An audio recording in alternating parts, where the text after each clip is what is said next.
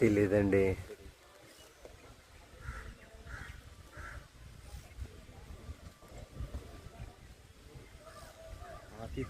బాగుంటుంది దగ్గరికి రా, అక్కడి నుంచి లోపల నుంచి తీసేటప్పుడు దీ.